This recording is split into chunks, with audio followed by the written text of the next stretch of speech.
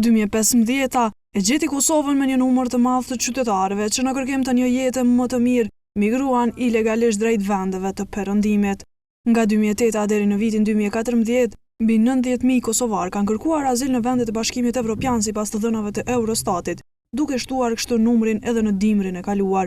Kjo i pengoi vendeve të perëndimit, duke pasuar vizita të një numri të madh të zyrtarëve të Bashkimit Evropian dhe duke kushzuar me mos liberalizim të vizave. Llogaris në qeverinë tuaj për reforma dhe dedikimin që ta ktheni Kosovën në një vend me prosperitet. Liberalizimi i vizave nuk ka të bëjë me mosnjohjen e Kosovës nga 5 vendet e Bashkimit Evropian. Pengesë në këtë drejtim ka paraqitur edhe fluksi i madh i kosovarëve që kanë mësyrë ilegalisht vendet e BE-s. Kjo frenoi valën e migrimit ilegal, por ekspertët e sigurisë paralajmërojnë valë të re të migrimit ilegal në rast të mos liberalizimit të vizave për kosovarët për qarkullim të lirshëm në zonën Schengen. Një lloj mos parandalimi do të ishte së pari për rastin e Kosovës liberalizimi i vizave, vendimi për liberalizim të vizave. Vetëm për 5 muaj janë kthyer 7.000 azilkërkues kosovar, pasi që u bë qartë se Kosova konsiderohet si vend i sigurt, kryesisht nga Austria, Franca e Gjermania. Është e padrejtë dhe konsiderohet e paqëndrueshme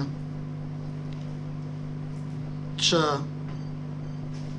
qytetarët e Republikës së Kosovës të mbahen edhe më tej të izoluar nga e drejta për lëvizje pa viza në zonën Schengen. Por dyshoi për trafikantë që merrnin para nga qytetarët për t'i çuar drejt këtyre vendeve dhe pasoi me hetime ndaj personave të dyshuar.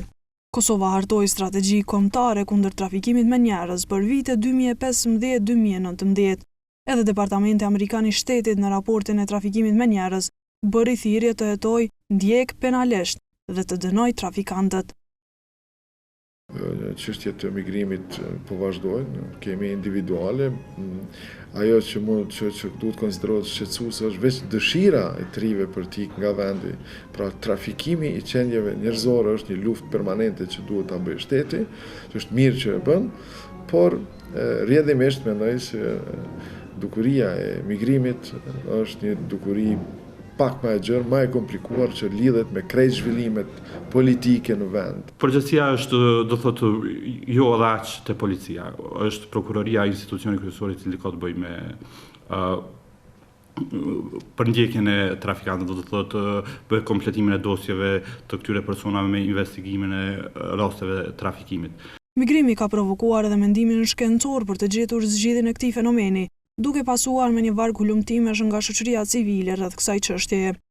Një karakteristikë tjetër është se migranti potencial u takon grup moshave të reja, 18 deri në 34 vjeç. Kosova përballet edhe me migrim legal në kërkim të një perspektive më të mirë, edhe nga profesionistë të profileve të ndryshme, por dominojnë ata të personelit shëndetësor.